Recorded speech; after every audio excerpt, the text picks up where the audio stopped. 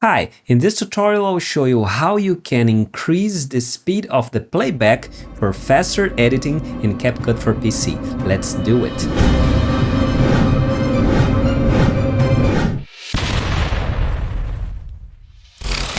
Alright, I've got this clip in my timeline, let's check it out.